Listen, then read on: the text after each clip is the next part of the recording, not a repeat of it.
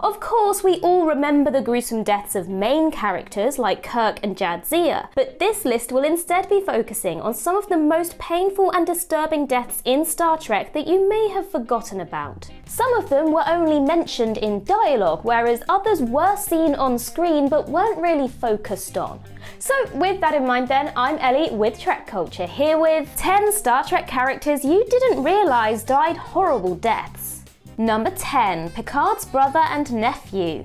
The Next Generation episode Family came right after Captain Picard's traumatic assimilation by the Borg in the Best of Both Worlds. In the episode, Picard, recovering from his experience, returned to Earth to visit his family. There were a few harsh words shared, and things briefly got physical between Picard and his brother Robert, but it was clear by the end of the episode that the captain deeply loved his family, although they had some unaddressed issues that actually got explored a bit further in the second season of Picard. Now, interestingly, Star Trek Generations included a tragic detail that a lot of people probably missed, and that is the death of Picard's brother Robert and his nephew Rene, who also appeared in the episode Family. Now, their deaths both happened off-screen and were only very briefly mentioned in the movie, but both Robert and Rene died horrifically in a fire. Picard broke down crying telling this to Deanna in the movie, but was almost immediately distracted by an exploding star. Rene appeared later in the movie as a Nexus illusion as part of Picard's perfect idyllic reality. But still, their deaths were barely touched upon and probably very easy to miss if you hadn't seen the episode Family. Number 9. HENDORFF. The Starfleet officer HENDORFF is a minor character who appeared in all 3 of the alternate reality Star Trek films. In the 2009 film, he got into a bar fight with Kirk, then later arrested him and Scotty aboard the Enterprise. In Into Darkness, he was part of the team that went to Kronos to capture Khan. Interestingly, HENDORFF was actually not an original character, but a red shirt who was killed in the original series episode The Apple. Joining the away team on Gamma Trianguli 6, HENDORFF was poisoned by a native plant and killed almost instantly. Now, it is quite nice to have a comeback from one of the countless red shirts who died during the Enterprise's 5-year mission. It's just unfortunate that he's credited as Cupcake in Into Darkness, which is of course the affectionate nickname that Kirk gives him in the first film. Number 8. The alternate Tasha Yar. Of course, everybody remembers the death of Tasha Yar in the episode Skin of Evil. I mean, she was literally killed out of nowhere in what otherwise appeared to be a normal, unspecial episode in the first season of The Next Generation. But what we're focusing on here is the death of the Tasha from the alternate timeline created in the episode Yesterday's Enterprise. When the Enterprise C travelled through a temporal anomaly from 2344 to 2366, they were stopped from sacrificing themselves in a battle that would have led to the future we all know and love. Because the Enterprise C was never destroyed, the Federation ended up in a devastating war against the Klingons. When the Enterprise C travelled back to 2344 to restore the timeline, the alternate Tasha decided to go back with them. She heard from Guinan that she was dead in the original timeline and thought that by escaping to the past, she could avoid her fate. The Romulans attacking the Enterprise C secretly took several of its crew as prisoners. Enduring torture and interrogation, she was forced to form a bond with one of the Romulans to survive, a bond that later resulted in her daughter, the half-Romulan Seela. Unfortunately, one night Tasha decided to try and escape with her daughter, but Seela screamed out for help and caused her own mother to be executed. Number 7. Pete Durst. Lieutenant Pete Durst first appeared in a few scenes in the Voyager episode Cathexis, but at the time, no one could have predicted the gruesome fate that was awaiting him in the next episode. The episode that directly followed, entitled Faces, was one of the weirdest in the series. In it, B'Elanna, Paris and Durst were captured by the Vidians, the Delta Quadrant aliens infected with the phage, a deadly disease that requires them to harvest organs from other species to stay alive. A Vidian scientist named Sulan somehow managed to split B'Elanna Torres, a half-human, half-Klingon hybrid, into 2 separate beings. One a human and the other a Klingon. He did this because he believed that Klingon biology was the key to curing the phage. Eventually, Sulan became attracted to Klingon B'Elanna. But realizing that he was too hideous for those feelings to be reciprocated, he did the unthinkable. Sulan had Durst dragged away and killed for his organs to be harvested, including his face, which was grafted onto Sulan's in a desperate attempt to make himself more attractive to B'Elanna. Needless to say, she didn't really appreciate the gesture. Number 6. Several of the stranded augments. At the end of the original series episode Space Seed, Khan and his augment family were stranded on the dangerous yet habitable planet Ceti Alpha 5.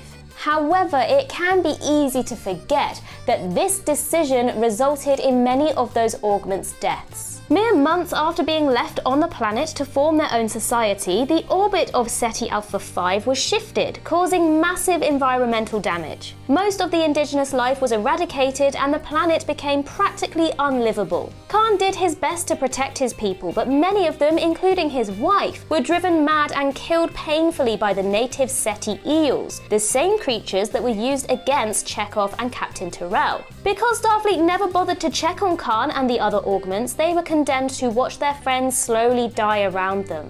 Now, once you know that, it's kind of hard to blame Khan for being just a little bit mad with Kirk and the Federation. Number 5. The original Harry Kim. During Voyager's time in the Delta Quadrant, Harry Kim suffered more hardship than practically anybody else aboard. Harry's darkest moment came in the episode Deadlock. Voyager and its entire crew were copied by a spatial scission, and one of the Harrys, as well as one of the newborn Naomi Wildmans, were killed accidentally by the other ship. Harry was sucked into space through a hull breach and Naomi's medical equipment failed. In the end, the Voyager that still had their Harry and Naomi were forced to self-destruct, killing the remaining duplicates, but the copies of Harry and Naomi were able to escape aboard the other ship just in time. So although Harry and Naomi do appear throughout the rest of the series, the two of them are actually the duplicates from the ship that was destroyed. While neither Voyager could be said to be the real one, because they were exact copies, the Kim from the ship that survived the episode died tragically in the vacuum of space before B'Elanna's very eyes. Number 4. George Samuel Kirk. Newer fans might not know that Kirk's brother, George Samuel Kirk, actually appeared and was brought up in conversation in the original series before he became a recurring character in Strange New Worlds. Unfortunately, Sam Kirk is destined to meet a rather horrible fate in the future.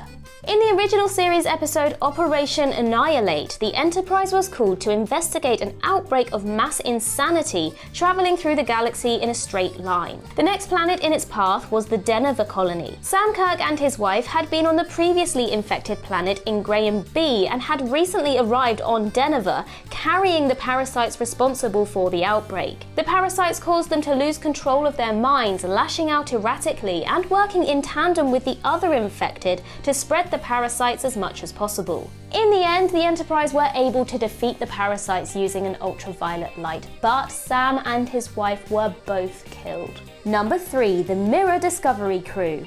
After the crew of the USS Discovery are transported into the Mirror Universe at the end of the episode Into the Forest I Go, one of the biggest mysteries was what happened to their Mirror Universe counterparts. Did the Mirror Discovery and its crew switch places with the Prime Discovery and end up in their universe, like what happened with the Mirror Universe counterparts of Kirk and the others when they crossed dimensions in Mirror Mirror? This was finally confirmed when they returned to the Prime Universe and made contact with Starfleet in the episode The War Without, The War Within. After forcibly boarding Discovery and getting Sarek to mind meld with Saru to confirm the crew's identities, Admiral Cornwell explained that they had thought Discovery was destroyed by Klingons 9 months prior, or shortly after Discovery crossed universes. Saru explained to her that it was actually the ISS Discovery that they had seen destroyed. What this means then is that the Mirror Universe Discovery was likely ambushed by Klingons shortly after switching universes and overwhelmed by their power.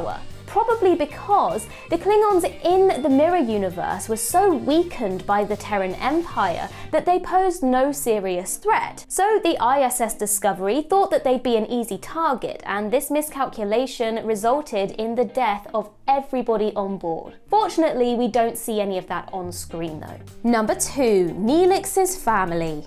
As one of the most annoyingly cheerful and silly characters in all of Trek, it can be easy to forget that Neelix has a very dark past, one that he very rarely spoke about in Voyager. Neelix grew up on Rhinax, the lush and beautiful moon of the Talaxian homeworld. Unfortunately, one day war broke out between the Talaxians and the Hakonians. We learned in the episode Jetrel that the Hakonians managed to destroy the climate of Rhinax with a Metrian cascade, killing over 300,000 of the moon's residents. Neelix's entire family were killed and the Talaxian solar system surrendered to the invaders. Neelix was forced to leave his home and take any jobs he could to survive, all while trying to get over the trauma that he had experienced. He worked as a miner, an engineering assistant, and by the time Voyager came around, a scavenger/trader. Neelix was happy to come aboard the ship as a chef, of course, both because that saved Kes and guaranteed him a steady supply of food and water, but also probably because he needed friends he could trust after losing everyone he cared about. Eventually, Neelix finally found a new Talaxian family in the episode Homestead and stayed there with them in the Delta Quadrant. Number 1. Joe Carey. After Voyager's chief engineer died in the pilot episode Caretaker, Lieutenant Joe Carey took their place. However, after the Marquis joined the crew, it eventually became clear that B'Elanna Torres was a better choice. Carey was at first quite upset that a literal traitor of the Federation got the position over him, but he soon moved on and accepted her as his superior officer. Some fans might have forgotten then that Carey was unceremoniously killed off in the episode Friendship 1. After he and the rest of an away team were held hostage by aliens, Janeway offered to send the aliens food and medical supplies in exchange for returning one of her crew. The alien Verin was happy to return Carey, though not before blasting a hole through his chest with an antimatter weapon. And that concludes our list. If you think we missed any, then do let us know in the comments below. And while you're there, don't forget to like and subscribe and tap that notification bell. Also, head over to Twitter and follow us there at Trek Culture. And I can be found across various social medias just by searching Ellie Littlechild.